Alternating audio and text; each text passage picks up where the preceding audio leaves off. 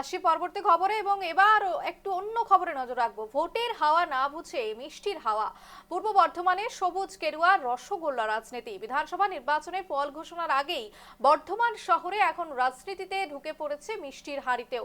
সবুজ আর গেরুয়া দুই রঙের রসগোল্লা আর সন্দেশে জমে উঠেছে বাজার। এই দুই রঙের রসগোল্লা বানিয়ে ক্রেতাদের আকৃষ্ট করছেন স্থানীয় মিষ্টি বিক্রেতারা।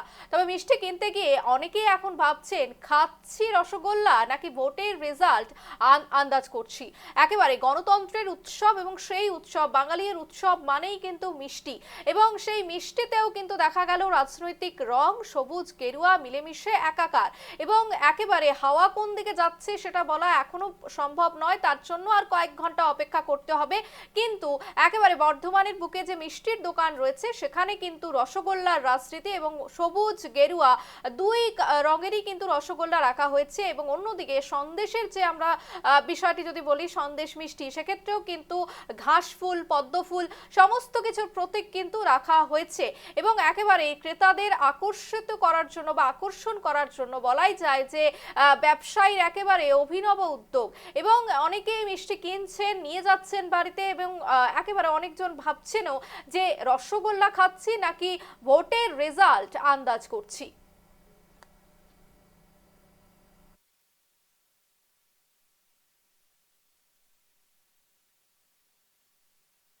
দেখুন, দু রকম কালারের মিষ্টি বলতে শুধু আজকে এটা নতুন নয়, আমাদের যখনই কোনো ওকেশন থাকে আমরা চাই একটু মানুষকে নিত্য নতুন খাওয়ানোর জন্য। সেই আইডিয়াটা আমাদের সবসময়ই থাকে। শুধু পুজো বা কোনো জামাই ষষ্ঠী বলুন, ভাইফোঁটা বলুন, এসব কিছু নয়। এটা ভোটের উপলক্ষকে মাথায় রেখে আমরা দু রকমের মিষ্টি সন্দেশ বানিয়েছি। তার সাথে রসগোল্লাও আছে, সবুজ রসগোল্লা, তারপর গেরুয়া রসগোল্লাও আছে।